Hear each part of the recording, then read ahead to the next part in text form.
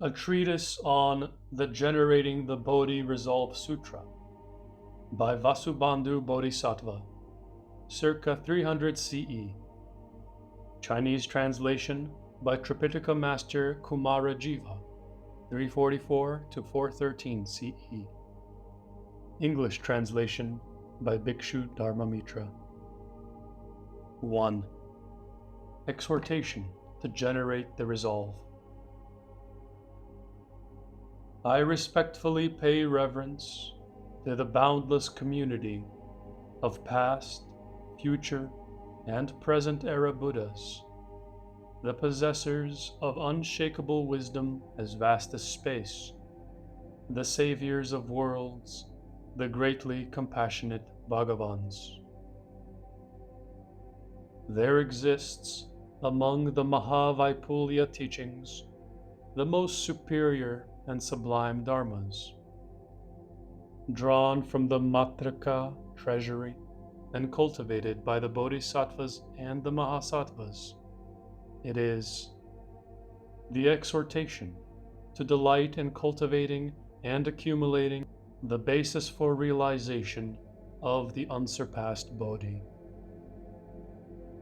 By resort to it, one is able to influence other beings, to generate the profound and vast resolve, to establish the vows to carry out the most definite form of adornment, to relinquish lives and wealth in subduing covetousness, to cultivate the 5 groups of moral precepts, teaching and leading forth those transgressing against the prohibitions, to practice the ultimate patience by which they control and subdue the hindrance of hatred, to generate the heroic vigor through which they establish and stabilize beings, to accumulate the jhana absorptions for the sake of knowing the minds of the many varieties of beings, to cultivate wisdom, destroying and eliminating ignorance, to enter the gateway of according with reality, thus abandoning all forms of attachment, to propagate and explain the extremely profound practices of emptiness and signlessness, and to proclaim praises of the associated merit, thus preventing the lineage of the Buddhas from being cut off. There are countless skillful means such as these, which serve as dharmas assisting Bodhi, Bodhipaksa Dharma, and which serve as gateways associated with purification. These should be distinguished and explained for all who possess the most supremely excellent aspiration, thus allowing them to gain complete realization of Anuttara Samyak Sambodhi. Sons of the Buddha. If a son of the Buddha accepts and upholds the discourses of the Buddha, and is able to expound the Dharma for the sake of beings, he should first proclaim and make known the meritorious qualities of the Buddha. Once beings have heard this, they then become able to generate the resolve to seek the wisdom of the Buddha. It is on account of this generation of the resolve that severance of the lineage of the Buddhas is prevented. When bhikshus, bhikshunis, upasakas or upasikas practice mindfulness of the Buddha and mindfulness of the Dharma, they also bring to mind the asankheya kalpas that the Tathagata spent cultivating the Bodhisattva path, enduring all manner of intense suffering while seeking the Dharma. If on account of cultivating such mindfulness, they were then to explain so much as a single verse of Dharma for the sake of some Bodhisattva, and that Bodhisattva were to hear the teaching of this Dharma, and were to thereby be benefited and delighted by it, this would result in his planting roots of goodness, in his cultivating the Dharma of the Buddha, and in his ultimately realizing Anuttara Samyak Sambodhi.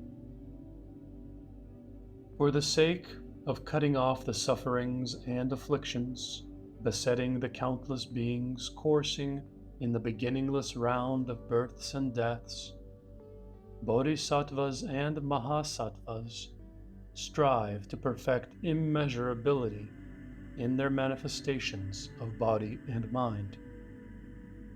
They diligently cultivate vigor and with deep resolve generate great vows. They implement great skillful means and bring forth the great kindness and the great compassion. They seek to gain the great wisdom and the vision-surpassing summit mark. They seek to acquire all of the great dharmas of a Buddha such as these. One should realize that these dharmas are themselves immeasurable and boundless. Because these dharmas are immeasurable, the karmic blessings resulting from them are also immeasurable. The Tathagata stated, for instance, that the karmic blessings resulting from even the lowliest and most feeble single initial thought of a bodhisattva generating the resolve are such that they could not be completely described even in 100,000 myriads of kalpas. How much the less could the resultant karmic blessings be completely described, where one has coursed in such thoughts of resolve for a day, a month, a year, or even 100 years. Why is this the case? Whatsoever is practiced by a bodhisattva is itself endless. He desires to cause all beings to abide in the unproduced Dharma's patience and then succeed in realizing Anuttara Samyak Sambodhi. Sons of the Buddha, when the bodhisattva first brings forth the Bodhi resolve, it is analogous to when the great sea first gradually begins to rise into existence. One should realize that it then becomes the abiding place for all of the lesser value, middling value, superior value, and priceless as you wish it wishing pearls. This because all of these jewels are born from within the great sea. When the bodhisattva generates the resolve, that circumstance is just the same. When this nascent Bodhi resolve first gradually begins to rise into existence, one should realize that it then becomes the birthplace of all the good dharmas, jhana absorptions, and wisdom possessed by humans, gods, Shravaka disciples, Pratyeka Buddhas, Buddhas, and Bodhisattvas. Additionally, this is also comparable to when the great trichiliocosm first gradually rises into existence. One should realize that it then takes on the burden of all beings of the 25 realms of existence and becomes the place in which they abide. When the bodhisattva generates the Bodhi resolve, it is just the same as this. When it first gradually rises into existence, it then universally takes on the burden of all of the incalculably many beings and becomes from them that upon which they rely. This includes those of the 6 destinies and 4 types of birth, those possessed of right views and those possessed of perverse views, those who cultivate goodness and those who course in evil, those who guard and uphold the precepts of moral purity, and those who transgress against the 4 serious monastic prohibitions, those who reverently esteem the triple jewel, and those who slander right dharma, and those who are demons, non-Buddhists, Shramanas, Brahmacharins, Kshatriyas, Brahmins, Vaishyas, and Shudras. Additionally, when the Bodhisattva generates the resolve, it is kindness and compassion which are taken as foremost. The Bodhisattva's kindness is boundless and immeasurable. Therefore, this generation of the resolve is itself free of any boundaries and is equal in its vastness to the expansiveness of all of the realms inhabited by beings. This is comparable to empty space, where there is nothing which is not universally embraced by it. When the Bodhisattva generates the resolve, it is just the same. Of all of the beings, there are none who are not embraced by it. Just as the realms of beings are incalculably many, boundless and endless, so too it is with the Bodhisattva's generation of the resolve. It is incalculably vast, boundless, and endless. Because empty space is endless, beings too are endless.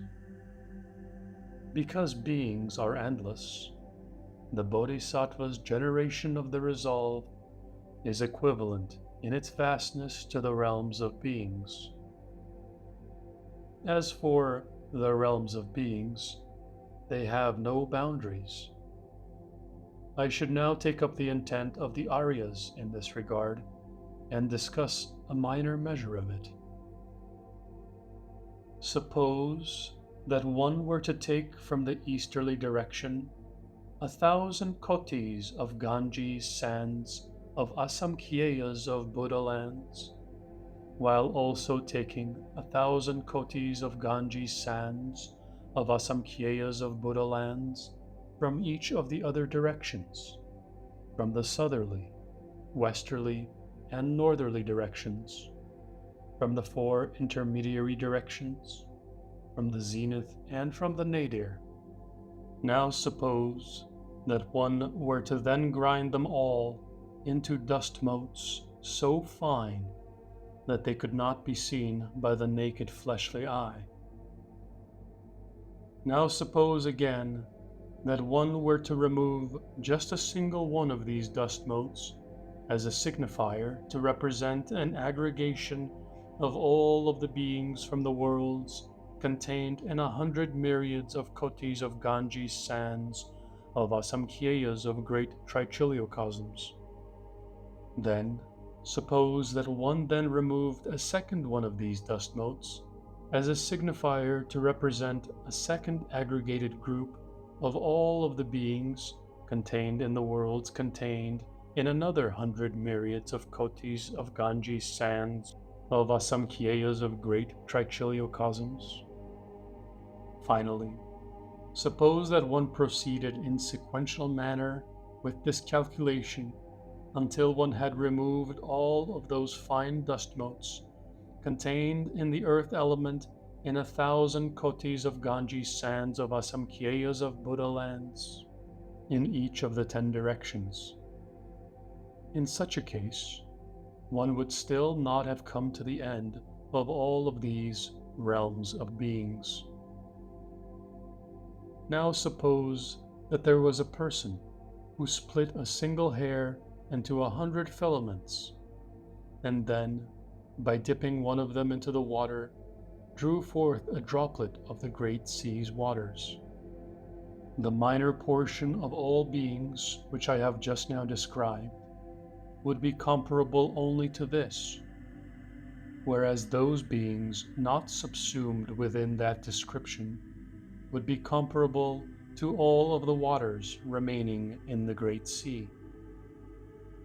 Beings are so numerous that even if all Buddhas discoursed on the matter for an incalculable and boundless number of asamkhyayas of kalpas, resorting to extensive expounding of analogies, they still would not completely include them all. When the Bodhisattva generates the resolve, it is able to completely extend to all of these beings. Sons of the Buddha, how then could one be able to reach the end of this Bodhi resolve's vastness? If there are Bodhisattvas who hear this description and yet are not frightened by it, who are not struck with terror by it, and who are not caused to retreat and sink away by it, then one should realize that these persons are definitely able to generate the Bodhi resolve. Even if all of the incalculably many Buddhas praised the merit of such a person for an incalculable number of asamkhyayas of kalpas, they still would not be able to completely describe it. Why is this the case?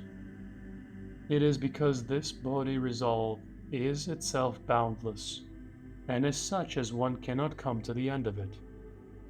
It is because it possesses such an incalculable measure of benefits that these qualities are proclaimed.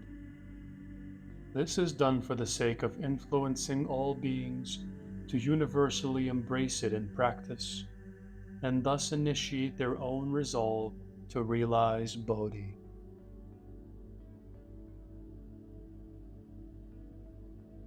2. Generating the resolve.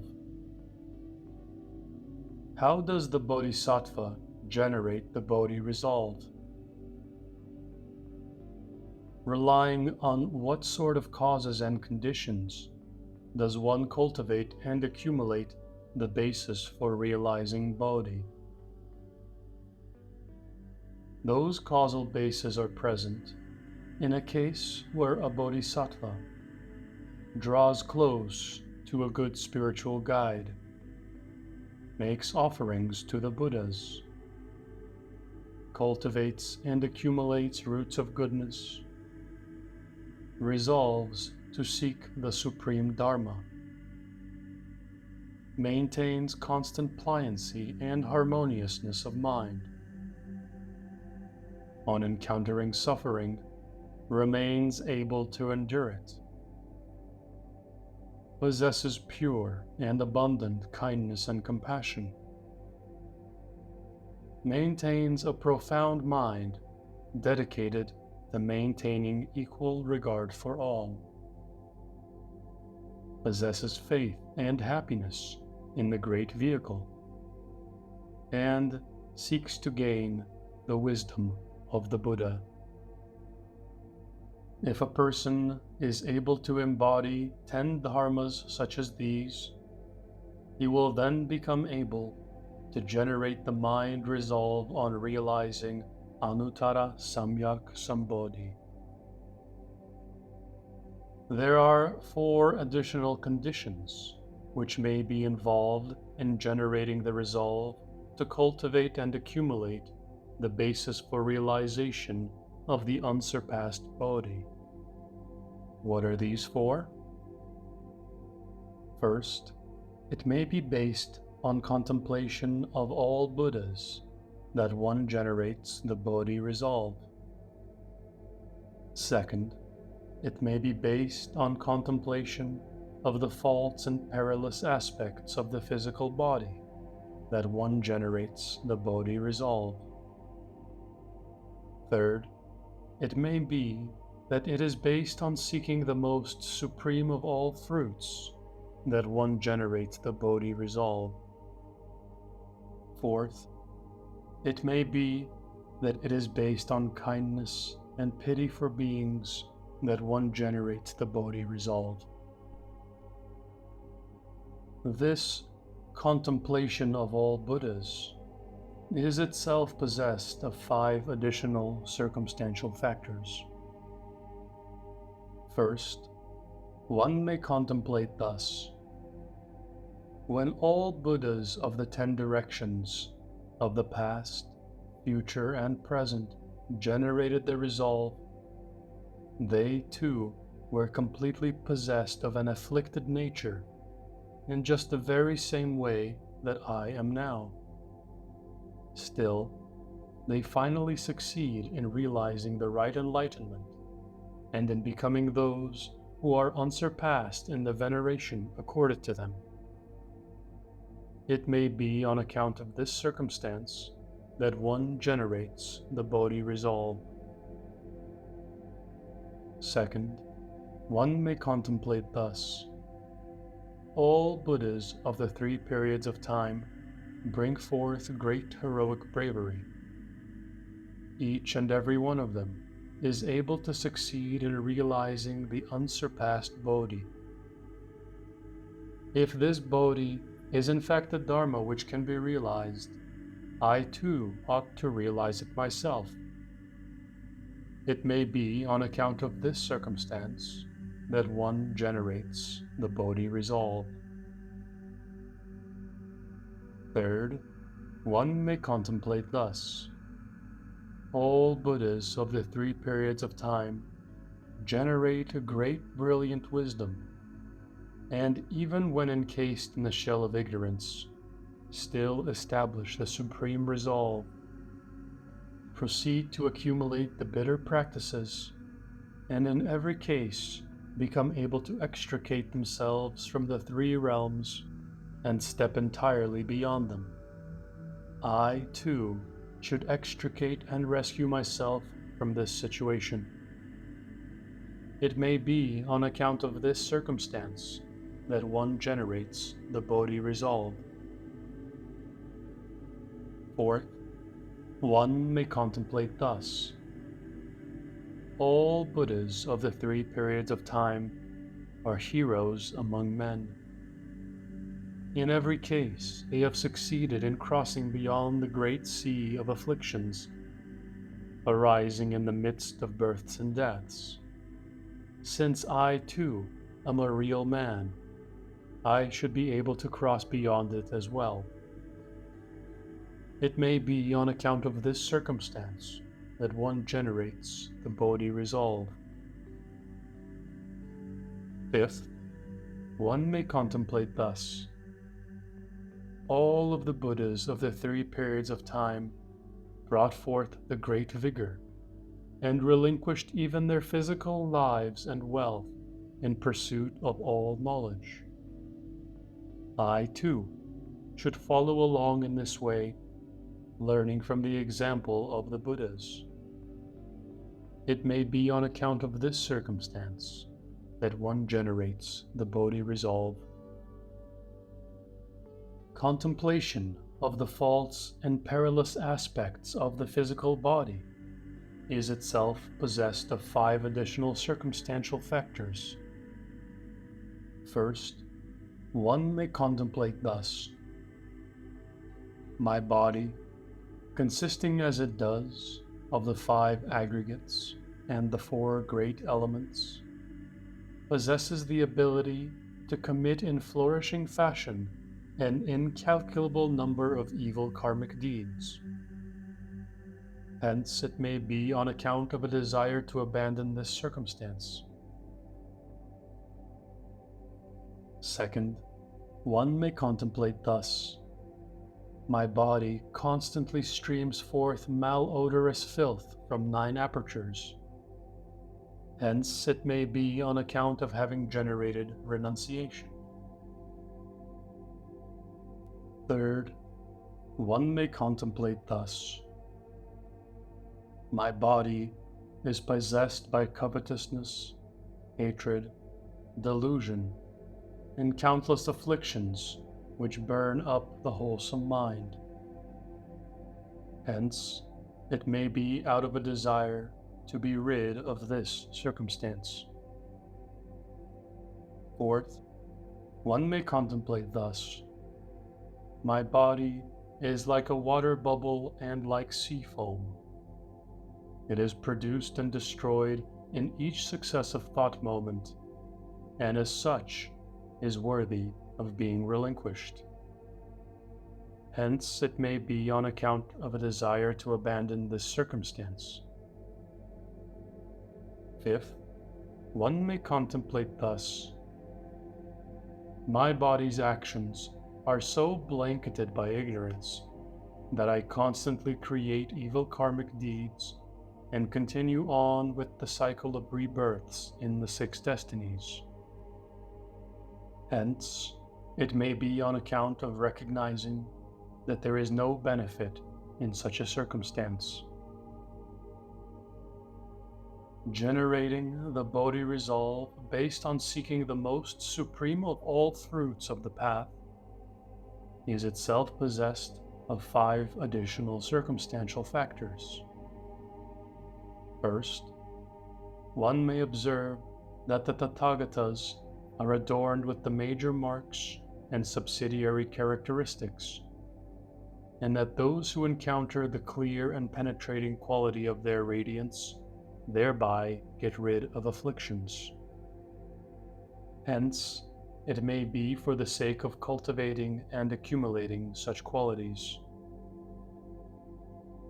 Second, one may observe that the Dharma body of the Tathagatas abides eternally in a state of purity free of any defilement. Hence, it may be for the sake of cultivating and accumulating just such qualities for oneself. Third, one may observe that the Tathagatas possess the pure Dharma collections of moral virtue, meditative concentration, wisdom, liberation, and the knowledge and vision associated with liberation. Hence, it may be for the sake of cultivating and accumulating such qualities. Fourth, one may observe that the Tathagatas possess the 10 powers, the 4 fearlessnesses, a great compassion, and the 3 stations of mindfulness. Hence, it may be for the sake of cultivating and accumulating such qualities. Fifth, one may observe that the Tathagatas possess all knowledge, that they act out of pity for beings, that their kindness and compassion extend universally to all, and that they are able to serve as guides to the correct path for all who abide in the midst of foolishness and delusion. Hence, it may be for the sake of cultivating and accumulating such qualities. Generating the Bodhi resolve based on kindness and pity for beings is itself possessed of 5 additional circumstantial factors. First, one may observe that beings are tied up by ignorance. Second, one may observe that beings are bound up by the manifold sorts of suffering. Third, one may observe that beings are engaged in the accumulation of bad karma. Fourth, one may observe that beings are engaged in committing the most extremely grave sorts of evil. Fifth, one may observe that beings fail to cultivate right dharma. Being tied up by ignorance is itself possessed of 4 additional circumstantial factors. First, one may observe that beings are deceived by delusion and love, and consequently undergo extremely intense suffering. Second, one may observe that beings do not believe in cause and effect, and thus commit evil karmic deeds.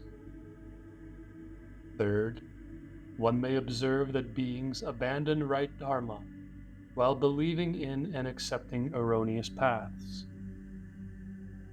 Fourth, one may observe that beings are sunken in the river of afflictions and are swept along by the four currents. Being bound up by the manifold sorts of sufferings is itself possessed of four additional circumstantial factors. First, one may observe that beings fear birth, aging, sickness, and death, but do not seek liberation from them while still continuing to create negative karma. Second, one may observe that beings are beset by worry, lamentation, affliction, and suffering, and yet continue to constantly and ceaselessly create yet more of it.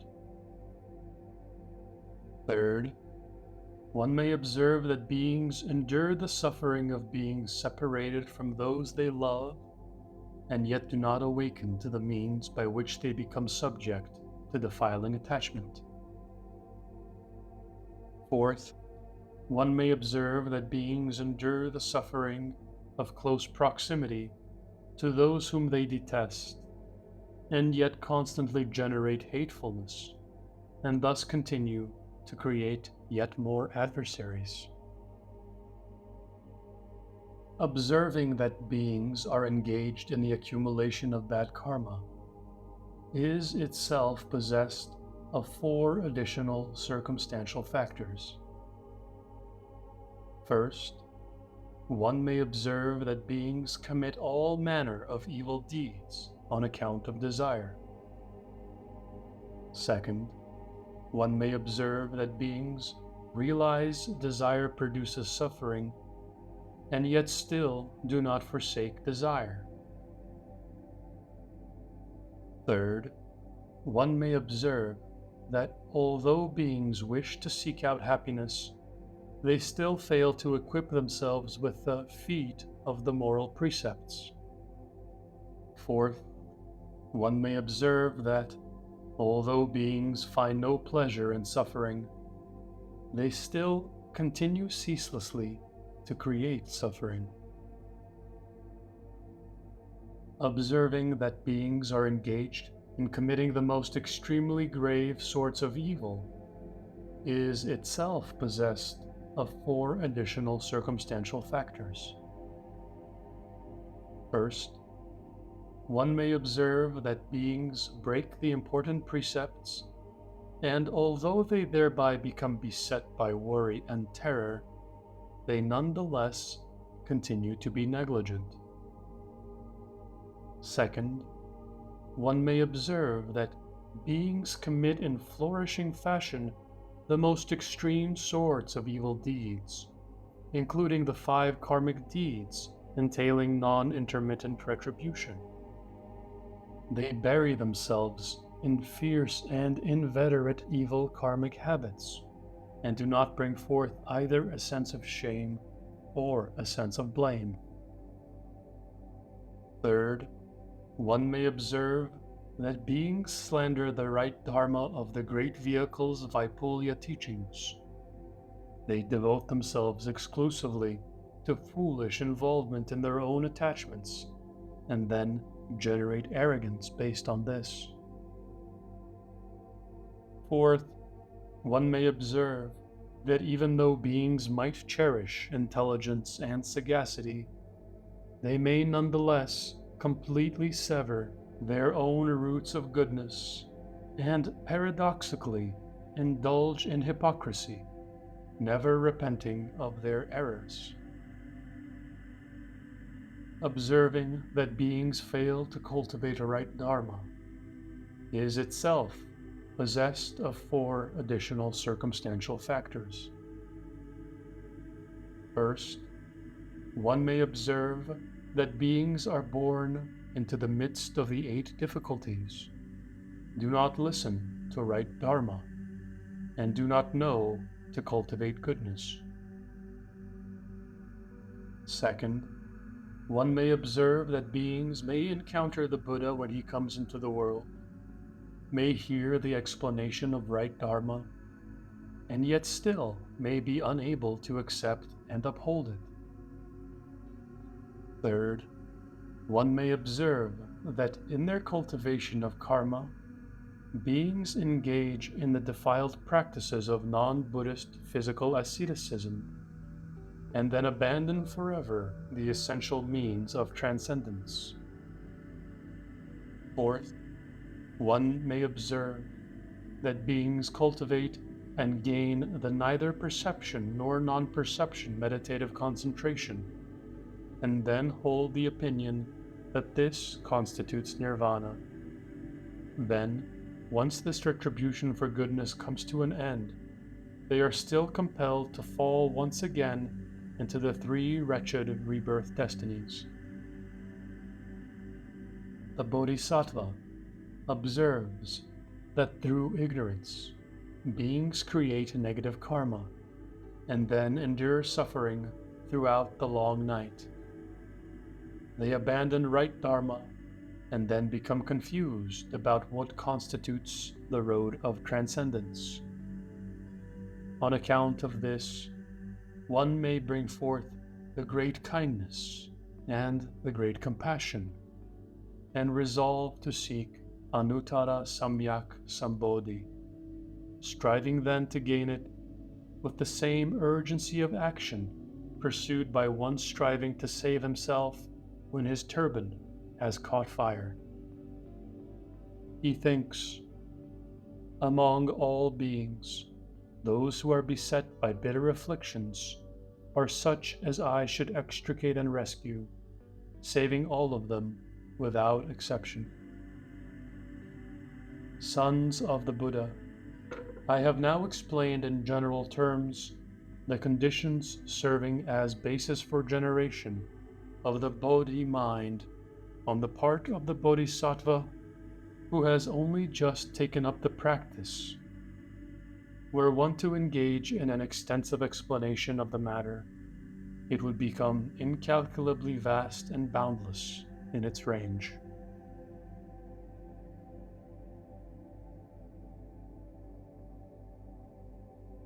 Three, the establishment of vows.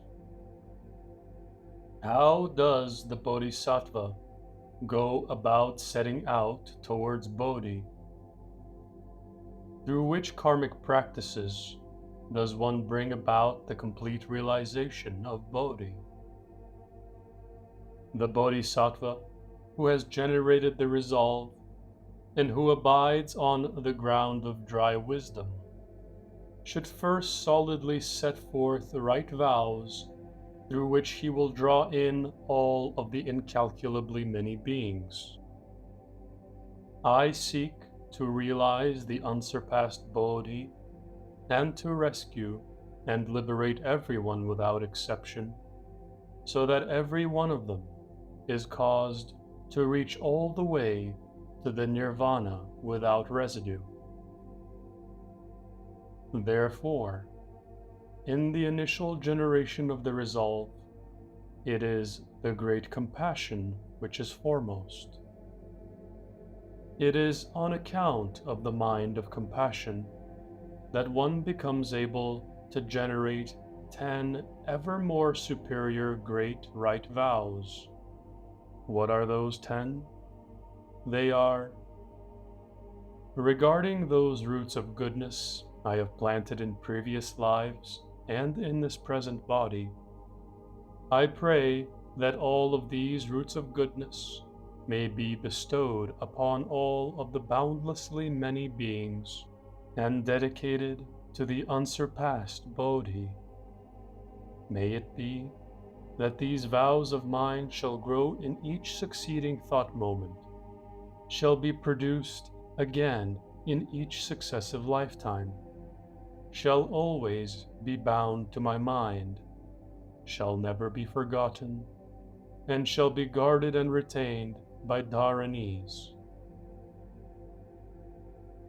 Having already dedicated these roots of goodness to Bodhi, I pray that on account of these roots of goodness, no matter where I may be reborn, I shall always be able to make offerings to all Buddhas, and shall definitely never be reborn in a land where there is no Buddha.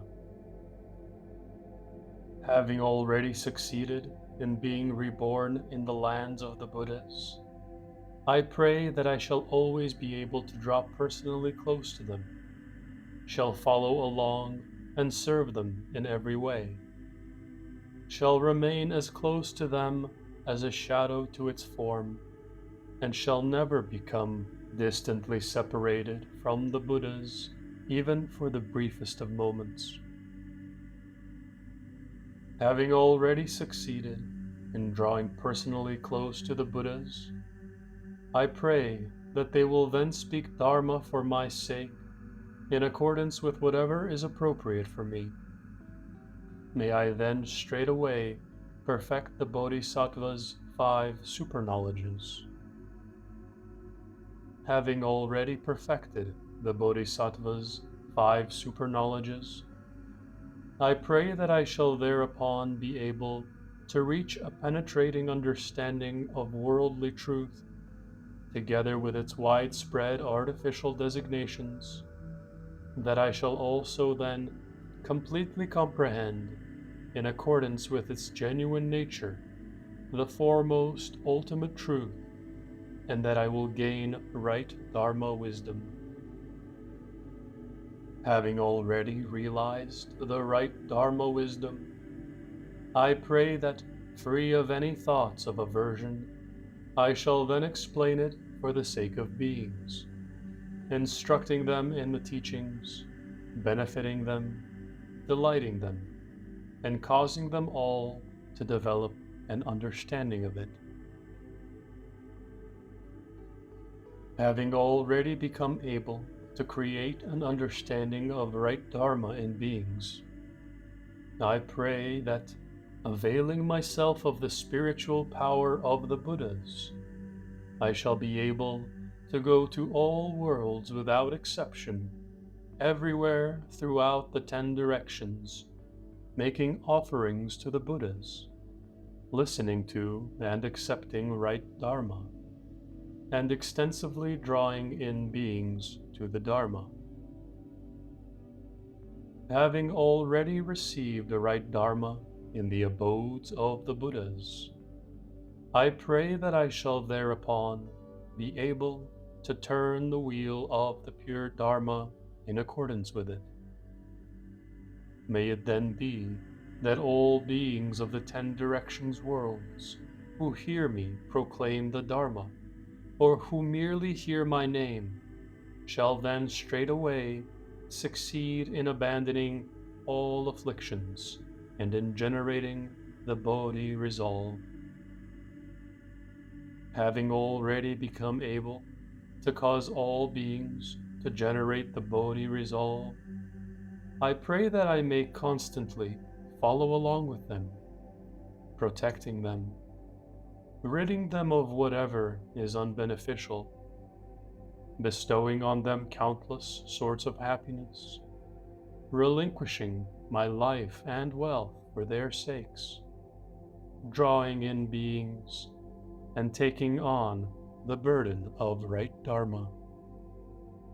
Having already become able to take on the burden of right Dharma, I pray that, even though I shall then practice in accordance with right Dharma, my mind shall nonetheless have nothing whatsoever which it practices. May it be that in this I shall conform with the way that the Bodhisattvas themselves practice right Dharma, and yet have nothing whatsoever which they either practice or do not practice. For the sake of carrying on the transformative teaching of beings, one never relinquishes right vows. This is what is meant by the 10 great right vows of the Bodhisattva who has brought forth the resolve.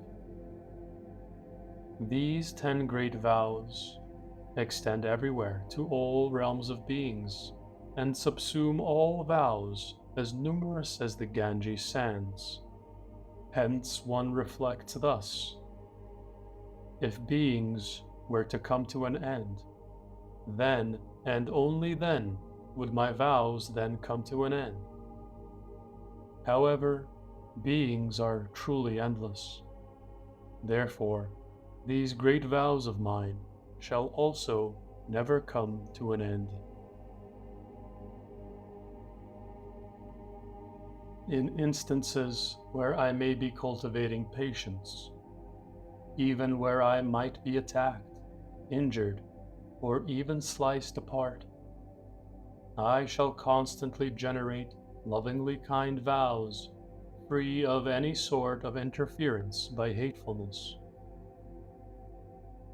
In instances where I cultivate vigor, even where I might encounter circumstances involving cold, heat, royal minions, bandits, floods, fires, lions, tigers, wolves, drought, or famine, I must nonetheless solidify and strengthen my resolve so that there is no retreat or sinking away of vows. In instances where I cultivate jhana absorption, even where I am disturbed by external circumstances threatening to make it impossible to focus the mind, it is essential to bind the mind to the objective sphere, vowing to refrain from bringing forth, even briefly, any sort of distracted thought which is contrary to Dharma. In instances where I cultivate the accumulation of wisdom, I contemplate all dharmas in accordance with their true nature, continuing to adaptively uphold and maintain this contemplation, even in the midst of that which is good, that which is not good, that which is conditioned, that which is unconditioned, that which is in the sphere of births and deaths, and that which is identical to nirvana, never bringing forth any duality-based views in any of those circumstances. In instances where my mind might fall prey to the hindrances of regret or anger, were I to retreat and sink into such distracted thought, that even for the duration of a finger snap, I brought forth duality-based views through which I might instead seek pure karmic rewards, arising from moral virtue, patience, vigor, jhana meditation, or wisdom, I would thereby cheat all of the countless and boundlessly many asamkheyas of present-era Buddhas throughout the 10 directions worlds, and would thereby definitely fail to realize Anuttara Samyak Sambodhi in the future. The Bodhisattva employs the 10 great vows to maintain his practice of right dharma, and resorts to the 6 great pledges to control the mind's tendency to drift into negligence. In doing so, he will definitely be able to diligently cultivate the 6 pāramitās, and will definitely succeed in realizing Anuttara Samyak Sambodhi.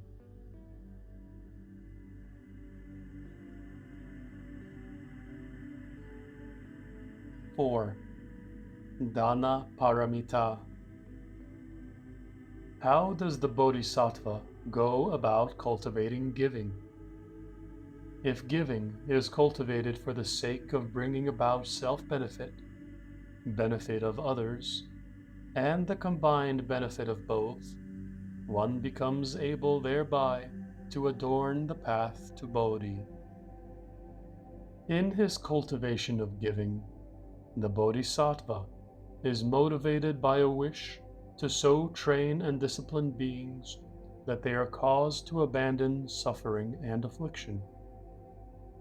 One who cultivates the practice of giving constantly brings forth the motivation to relinquish his own material wealth to whosoever might come and seek to obtain it.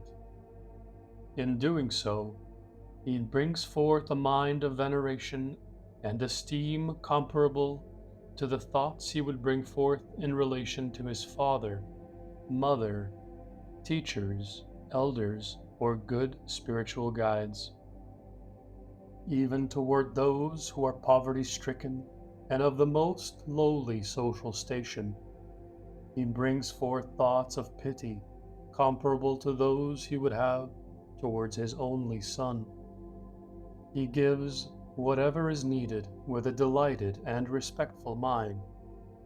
This is what qualifies as the mind of giving as initially cultivated by the Bodhisattva. On account of cultivating the practice of giving, one's fine reputation spreads all about, and no matter where one is reborn, one's wealth and jewels become luxuriously abundant. This is what is meant by self-benefit. Where one is able to cause the minds of beings to become satisfied, where one is able to transform them through teaching, and where one is able to train and discipline them in a way whereby they are caused to become free of miserliness. This is what is meant by benefit of others. On the basis of that signless great giving which one has cultivated, one teaches beings, thus causing them to gain benefit identical to one's own. This is what is meant by combined benefit.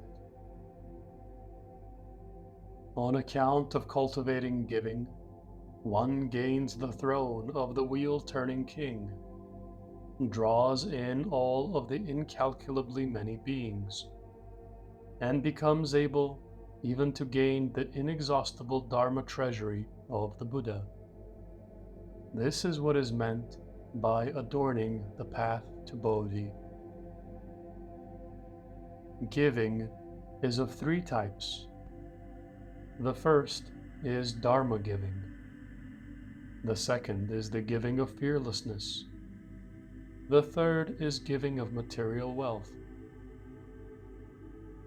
As for the giving of Dharma, one encourages people to take on the precepts and to cultivate the mind of those who have left the home life for the sake of destroying erroneous views.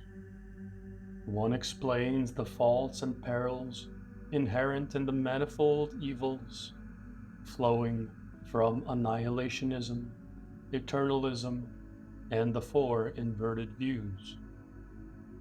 One distinguishes and explains the meaning of ultimate truth. One praises the meritorious qualities of vigor, explaining the faults and evils inherent in negligence. This is what is meant by the giving of Dharma. In an instance where the Bodhisattva observes beings beset by fear of representatives of the king, lions, tigers, wolves, floods, fire, bandits, or insurgents, he is able then to rescue and protect them. This is what is meant by the giving of fearlessness. Where one gives material wealth and remains free of miserliness, even where such giving extends up to jewels, elephants, horses, carriages, silks, grains, clothing, food and drink, and even where such giving extends down to a scoop of fried flour or a strand of thread, and where one matches the aims of the supplicants by bestowing on them whatsoever they may need, no matter whether it be much or whether it be little. This is what is meant by the giving of material wealth. The giving of material wealth is itself possessed of 5 additional categories. First, giving done with an ultimately sincere mind. Second, giving done based on faith. Third, giving which is appropriate to the time. Fourth, giving which is done with one's very own hands. Fifth, giving which accords with Dharma. That which should not be given is itself also possessed of 5 additional categories. Items of material wealth obtained in an unprincipled manner should not be given to people because such items do not qualify as pure gifts. Intoxicants and toxic herbs are such as one does not give to people because they instill confusion in other beings. Snares, traps, and animal nets are such as one does not give to people because they torment beings. Swords, cudgels, bows, and arrows are such as one does not give to people because they injure beings. Music and sensual encounters with women are such as one does not give to people because they bring about destruction of the pure mind. To sum up the essentials, whatever does not accord with Dharma, or whatever torments or confuses beings, should not be given to people. Whatever else one possesses which may cause beings to experience happiness qualifies as gifts which accord with Dharma. People who delight in giving gain 5 additional kinds of renown and wholesome benefit. First, they always succeed in drawing personally close to all of the Buddhas and the Aryas. Second, they become such as all beings are happy to see. Third, when they enter the Great Assembly, they are revered by others. Fourth, their fine name and good reputation flow everywhere and become renowned throughout the 10 directions. Fifth, they are thereby able to create superior and marvelous causes for the realization of Bodhi. One who is a Bodhisattva is defined by being one who is universal in his giving. Being one who is universal in his giving does not refer to a circumstance involving an abundance of material wealth, but rather refers instead to possessing a mind inclined toward giving. Where one takes up material wealth sought out in accordance with Dharma and uses it in giving, this accords with universality of giving. Where one uses a pure mind free of deception in one's giving, this accords with universality in giving. Where one observes those who are poverty-stricken and, with a mind inclined towards pity, proceeds to give to them, this accords with universality in giving.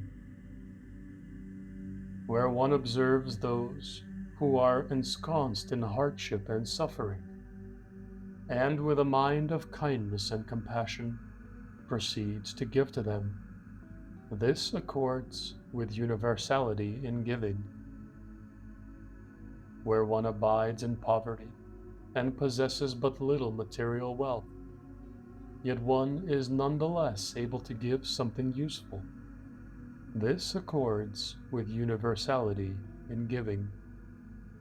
Where one loves and esteems precious things, but then is able to free up his mind and give them as gifts, this accords with universality in giving.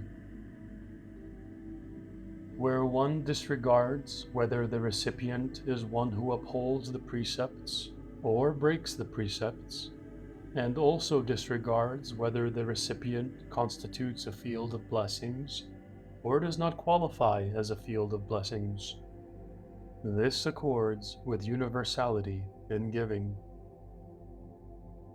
Where one does not give out of a desire to acquire the marvelously fine bliss available in human or celestial rebirths, this accords with universality in giving. where one gives in the course of seeking to realize the unsurpassed Bodhi. This accords with universality in giving. Where one experiences no regrets when one is about to give, when one is actually giving, and also after one has given. This accords with universality in giving. In a case where one gives flowers, it contributes to the causal basis for obtaining the flowers of the Dharanis and the 7 limbs of Bodhi. In a case where one gives incenses, it contributes to the causal basis for the incense-like fragrances of moral virtue, meditative concentration, and wisdom imbuing and applying themselves to one's own person. In a case where one gives fruit, it contributes to the causal basis for perfecting the fruits of the path, which are free of outflow impurities. In a case where one gives food, it contributes to the causal basis for possessing long life, eloquence, fine appearance, physical strength, and happiness. In a case where one gives clothing, it contributes to the causal basis for gaining a pure physical form and for ridding oneself of any absence of a sense of shame or sense of blame. In a case where one gives the light of lamps, it contributes to the causal basis for gaining the Buddha eye's complete illumination of the nature of all dharmas. In a case where one gives conveyances drawn by elephants or horses, it contributes to the causal basis for gaining the unsurpassed vehicle and for perfecting the spiritual superknowledges. In a case where one gives prayer bead necklaces, this giving contributes to the causal basis for gaining the 80 subsidiary characteristics. In a case where one gives precious jewels, it contributes to the causal basis for gaining the 32 major marks of a great man.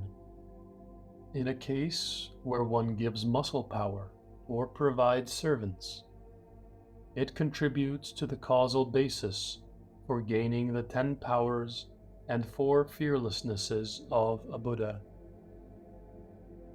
To sum up the essentials, one may even go so far as to give up one's country, city, wife, sons, head, eyes, hands, feet, or entire body, giving them with a mind free of miserliness or self-cherishing, all for the sake of realizing the unsurpassed Bodhi and bringing beings across to liberation. When the Bodhisattva Mahasattva cultivates giving, he does not perceive the existence of any material wealth, of any benefactor, or of any recipient. This is because they are devoid of any inherently existent characteristic signs. If one cultivates in this manner, he will then succeed in perfecting Dāna Pāramitā.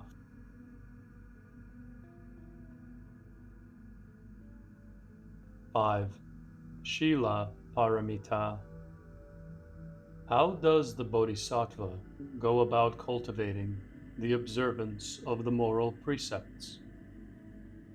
If one cultivates the moral precepts for the sake of bringing about self-benefit, benefit of others, and the combined benefit of both, one thus becomes able to adorn the path to Bodhi.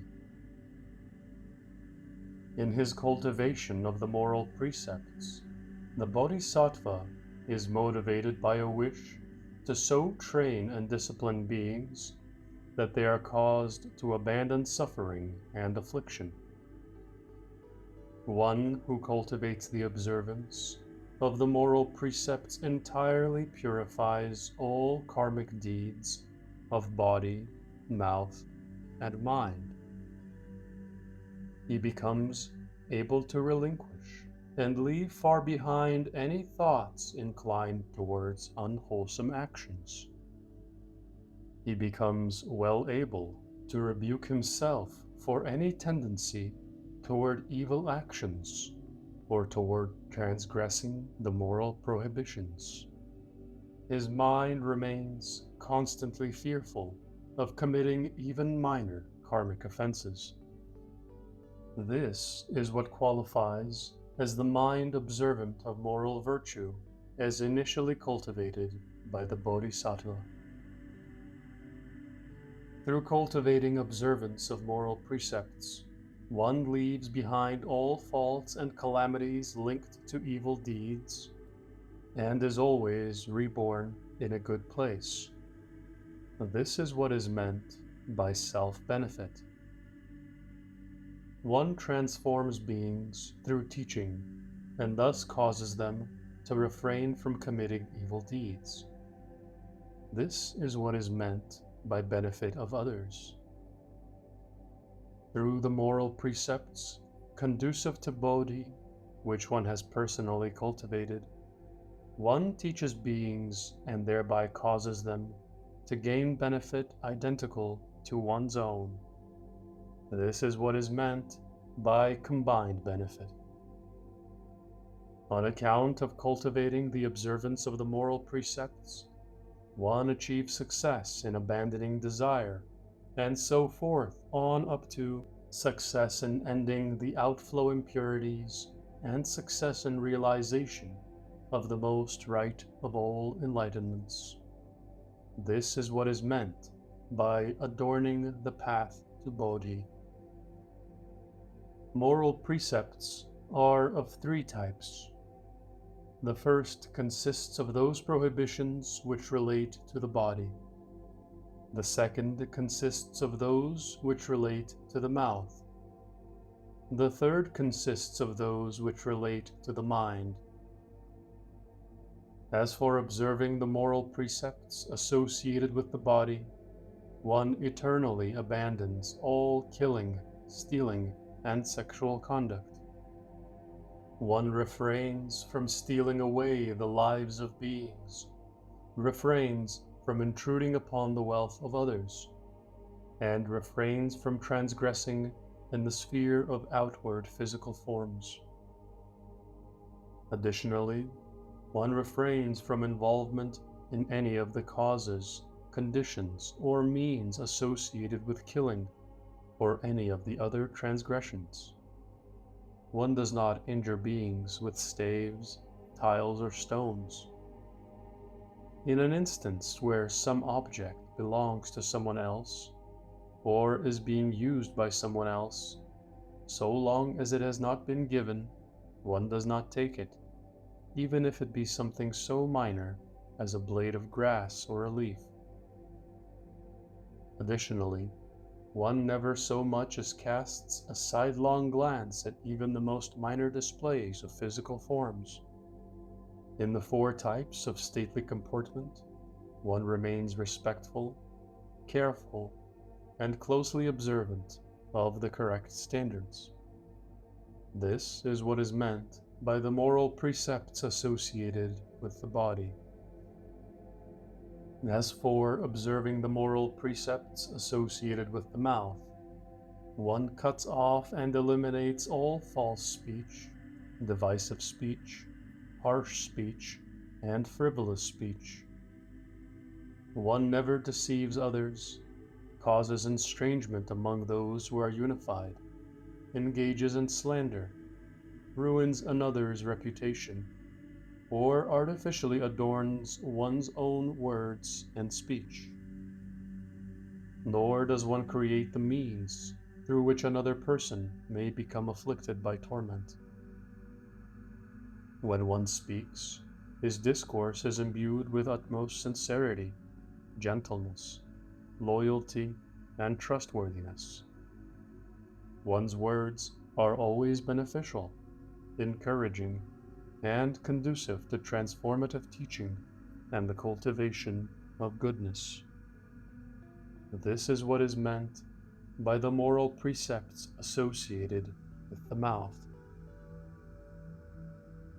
As for observing the moral precepts associated with the mind, one eliminates desire, hatred, and wrong views, constantly cultivates a pliant mind, and refrains from committing karmic transgressions. One believes that this particular karmic offense will result in that particular bad resulting karmic retribution.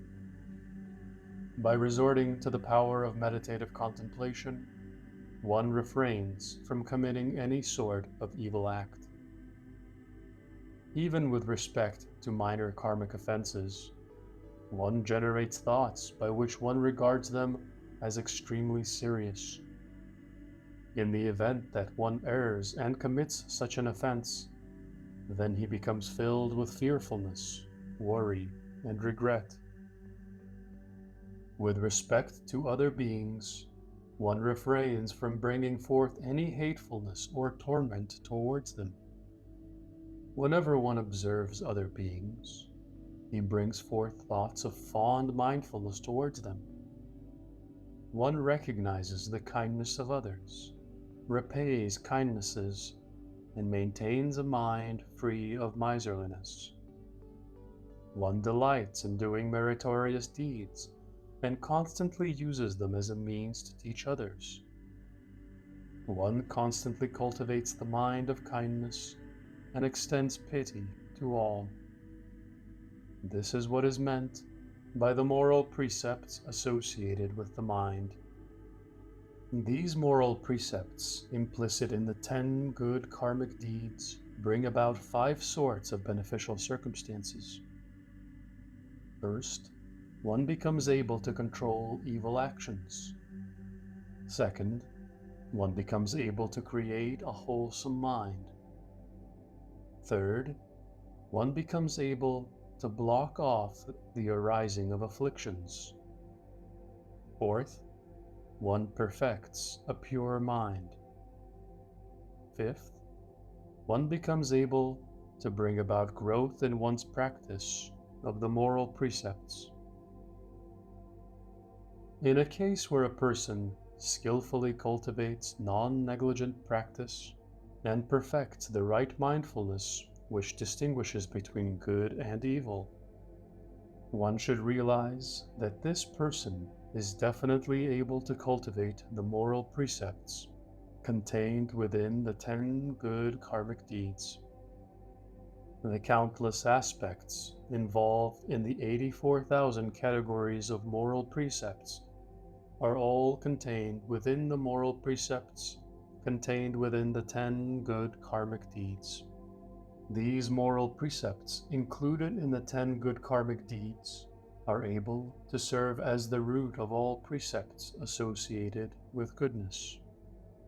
It is through the cutting off of all evils associated with the body, mouth, and mind that one becomes able to control all unwholesome dharmas.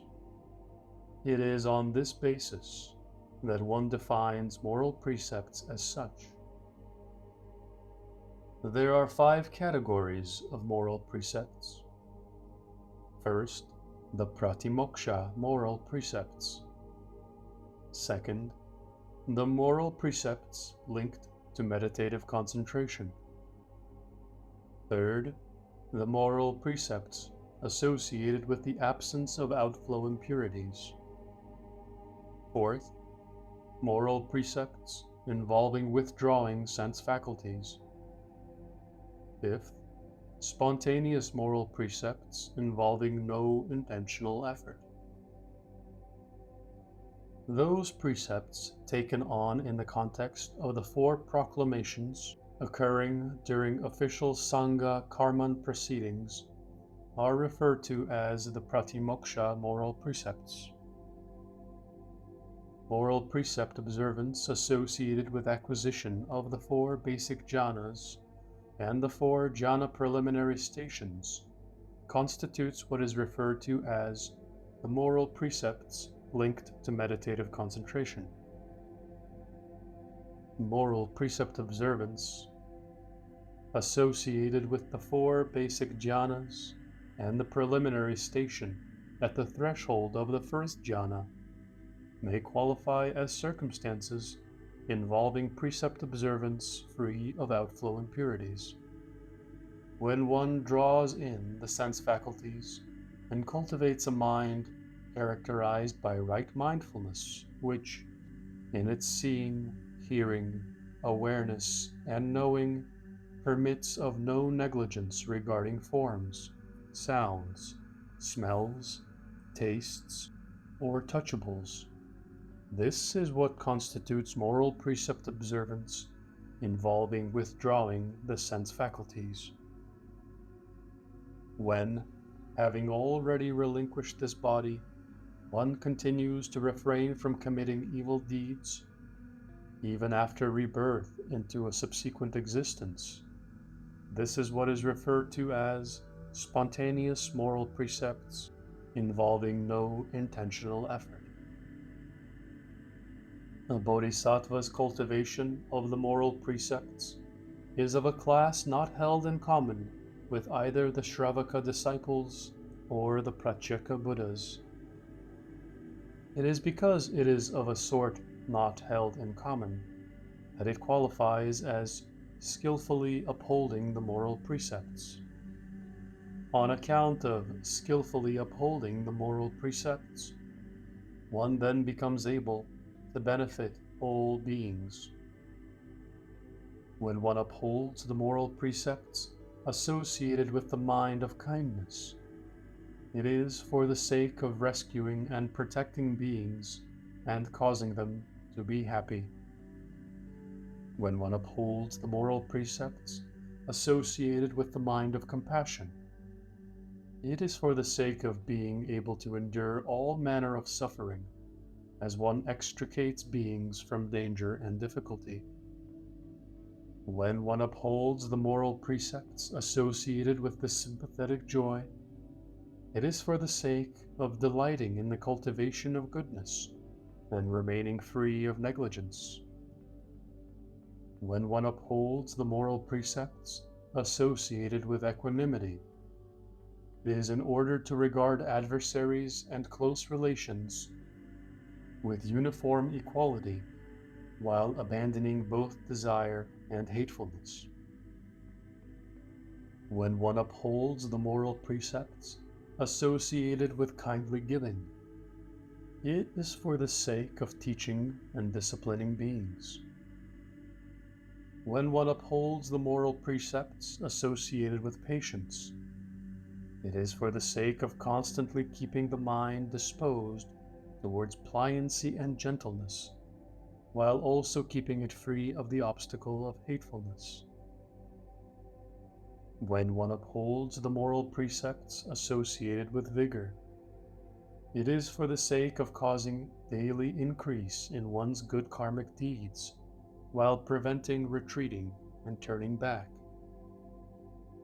When one upholds the moral precepts associated with jhana absorption, it is for the sake of abandoning desire and unwholesomeness, while also causing growth in the branches of one's jhana meditation practice. When one upholds the moral precepts associated with wisdom, it is for the sake of creating roots of goodness, leading to insatiability in the pursuit of extensive learning. When one upholds the moral precepts associated with drawing close to the good spiritual guide, it is for the sake of aiding the realization of the unsurpassed path to Bodhi.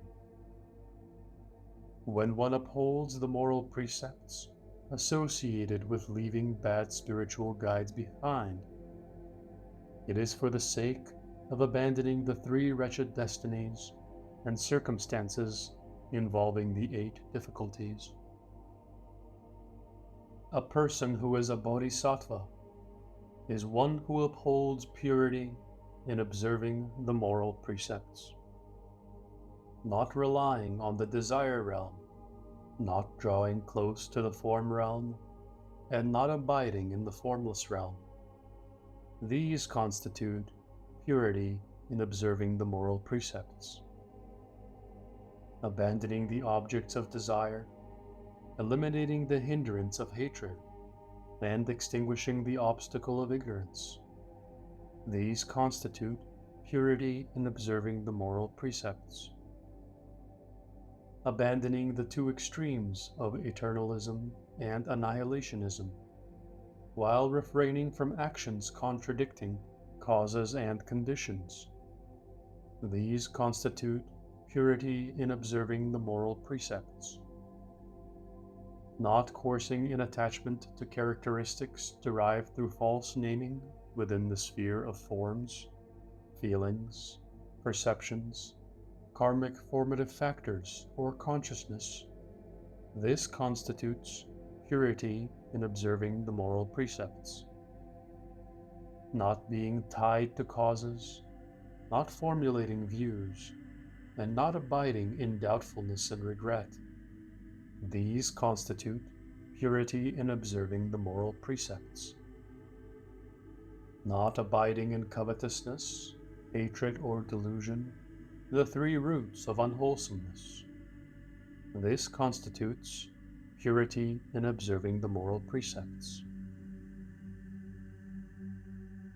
Not abiding in self-imputing arrogance, elevating arrogance, overweening arrogance, generic arrogance, or the great arrogance, all while also remaining gentle, harmonious, and skillfully adaptive. This constitutes purity in observing the moral precepts. Not being even slightly moved by gain and loss, disgrace and esteem, praise and blame, or suffering and happiness. This constitutes purity in observing the moral precepts. Not being defiled by the false conventional designations within the sphere of worldly truth, while abiding in accord with the genuine ultimate truth. This constitutes purity in observing the moral precepts. Abiding in quiescent cessation, wherein one remains neither afflicted nor inflamed, and wherein one has abandoned all phenomenal characteristics. This constitutes purity in observing the moral precepts. To sum up the essentials of the matter, when one continues to contemplate impermanence and continues to generate renunciation, even to the point where one refrains from cherishing his own life, when one diligently practices the development of roots of goodness, and when one acts with heroic vigor, this is what constitutes purity in observing the moral precepts. Even while the Bodhisattva Mahasattva cultivates the observance of the moral precepts, he does not perceive the existence of a pure mind, for he has abandoned thought prone to seizing on such characteristics. When one accords with this, one achieves the perfection of Śīla Pāramitā.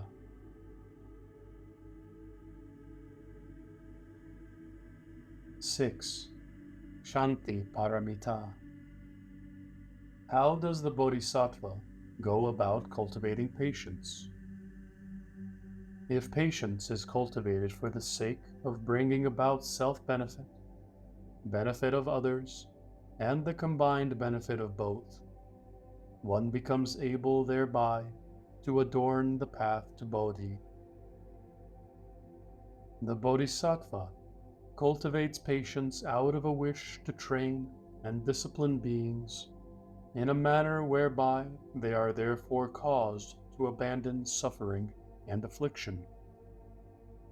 As for one who cultivates patience, in relating to all beings, his mind remains in a state of constant humility.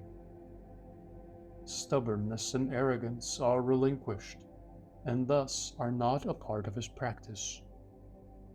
When one encounters someone who is coarse and evil, he brings forth thoughts inclined towards pity.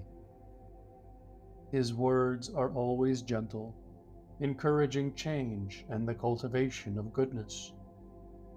He is able to distinguish and explain the differences in the resulting retribution arising from hatefulness on the one hand, and harmoniousness and patience on the other.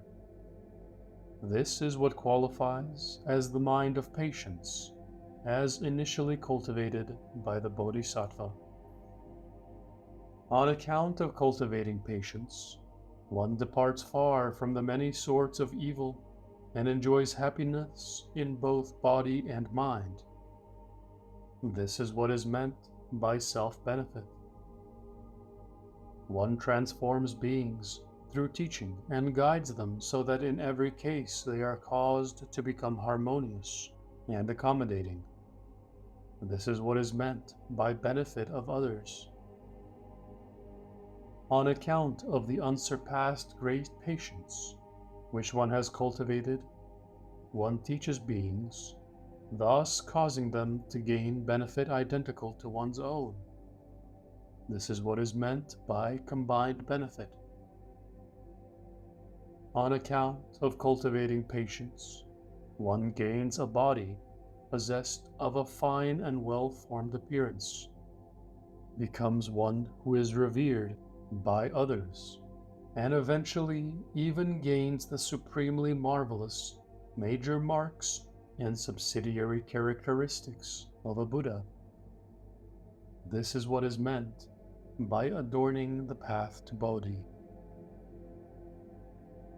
Patience is of three types: physical, verbal, and mental. What is meant by physical patience? In an instance where someone visits evil actions on one's person by invading, wreaking destruction, seizing, striking, and even inflicting serious injury, one remains able in all such instances to patiently endure it. In an instance where one observes beings placed in danger, subjected to physical force, and afflicted with terror, one physically stands in for them and yet remains free of any weariness or indolence in doing so. This is what is meant by physical patience. What is meant by verbal patience? In an instance where one encounters someone who subjects one to cursing, one remains silent and endures it without responding in kind. In an instance where one encounters someone who, with no basis in principle, scolds and rebukes, one should respond with gentle words and differential accommodation. In an instance where someone subjects one to false accusations or arbitrary and fierce slanders, one should in all cases endure it patiently. This is what is meant by verbal patience. What is meant by mental patience? In an instance where one encounters someone who is angry, one's mind refrains from cherishing any enmity towards them. In an instance where one is subjected to torment, one's mind remains undisturbed. In an instance where one is subjected to ridicule and ruinous behavior, one's mind still remains free of resentment. This is what is meant by mental patience. There are two types of circumstances in the world wherein one might be subjected to being beaten. In the case of the first, it has a real basis for its occurrence. In the case of the second, it is arbitrary and unwarranted. In a case where one has transgressed by committing offenses, and if one is then struck by someone motivated by animosity and suspicion, one should patiently endure it, as if one were drinking sweet dew ambrosia, amrita. One should feel respect for that person. Why? Because he is well able to instruct, warn, train, and subdue me, thus causing me to abandon all manner of transgressions. In a case where I am arbitrarily subjected to evil actions which inflict injury on me, I should reflect thus: I am not now guilty of having committed any offenses. It must be, then, that this is a circumstance brought on by previous life karma from the past. This, too, is something with which one should be patient. One should also reflect thus: in this circumstance, consisting of an artificial conjunction of the four great elements, and a meeting together of conditions associated with the five aggregates, just who is it that is undergoing a beating here? Additionally, one may contemplate the person before him as if he were mentally deranged, or as if he were crazed, and reflect, I should pity him. How could I not be patient? Scoldings are also of two different types. First, those which are based on the truth, and second, those which are based on what is false. In the case of those where what is said is true, I should bring forth a sense of shame. In a case where what is said is false, it is a circumstance which has nothing to do with me. It is comparable, then, to the sounds of an echo. It is also comparable to the sound of the passing wind, which does me no harm. Therefore, one should be patient in these situations. Again, in a circumstance involving someone who is possessed by hatred, it is just the same. In a situation where another person comes and expresses hatred towards me, I should patiently endure it. If I react with hatred towards him, then in a future lifetime, I may fall down into the wretched destinies and be forced to undergo great suffering and affliction therein. Because of such causal circumstances as these, even if my body were to be hacked up and scattered about, I still should not generate any hatred. One should deeply contemplate the nature of one's past life karmic causes and conditions. Then one should cultivate kindness, compassion, and pity for everyone. One reflects, if I cannot endure even such minor sufferings as these, I shall not even be able to train and discipline my own mind. This being so, how could I ever be able to train and discipline other beings, causing them to become liberated from all evil dharmas, and causing them to perfect the unsurpassed fruition? In a circumstance where there is a wise person delighting in the cultivation of patience, this person will always be reborn with a well-formed and attractive appearance, and will always be abundantly endowed with material wealth and jewels. When people lay eyes upon him, they become delighted, respectful, deferential, and accommodating. One should also contemplate those circumstances where a person possesses a deformed body, an ugly countenance, incomplete faculties, or a dearth of material wealth. One should realize that these effects are all obtained through causes and conditions associated with hatred. For these reasons, the wise should deeply cultivate patience. There are 10 circumstances reflecting the causes and conditions conducive to the development of patience. First, one does not indulge a regard for the marks associated with I or mine. Second, one does not bear in mind matters of caste. Third, one does away with arrogance. Fourth, if one is wronged, he does not respond in kind. Fifth, one contemplates the reflection on impermanence. Sixth, one cultivates kindness and compassion. Seventh, one's mind remains free of negligence. Eighth, one maintains equanimity even in circumstances involving hunger, thirst, suffering, happiness, and such. Ninth, one cuts off hatefulness. 10th, one cultivates wisdom. If a person is able to succeed in these 10 endeavors, one should realize that this person is able to cultivate patience.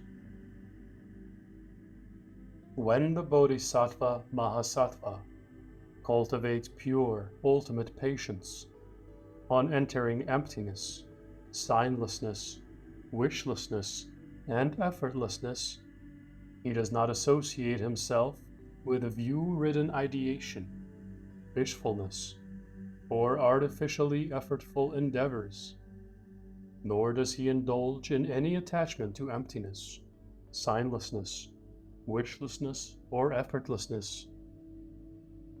All such view-ridden ideation, wishfulness, and artificially effortful endeavors are empty of inherent existence. Patience of this sort is free of any duality-based aspects. It is this which qualifies as pure and ultimate patience. When one enters a state characterized by the ending of the fetters, or enters a state characterized by quiescent cessation, one does not associate with the fetters or birth and death. Neither does one indulge in the utter ending of the fetters, or in the abidance in quiescent cessation. Still, the fetters and birth and death are in all cases realized as empty of inherent existence. Patience of this sort is free of any duality-based aspects. It is this which qualifies as pure and ultimate patience. If, by their very nature, the fetters are not self-generated, are not other-generated, and are not generated from a combination of the two, then they do not have any coming forth into existence either, and hence are not such as can be destroyed. Whatsoever is indestructible is not susceptible to being made to come to an utter end. Patience of this sort is free of any duality-based aspects. It is this which qualifies as pure and ultimate patience. One does not indulge any attachment to freedom from artificially effortful endeavors or non-endeavors. One remains free of thought inclined toward making discriminating distinctions, while also being free of any concept of pursuing the adornment of Buddha lands. One has no concept of engaging in cultivation or of progressing on the path. To the very end, one does not create or produce anything at all. Patience of this sort is the unproduced Dharma's patience. When a bodhisattva of this sort cultivates this sort of patience, he realizes that patience, through one's receiving the prediction of definite eventual Buddhahood. When the Bodhisattva Mahasattva cultivates patience, both nature and phenomenal characteristics are all realized as entirely empty of any inherent existence. It is through realizing that beings do not exist at all, that one achieves Kṣānti Pāramitā, the perfection of patience.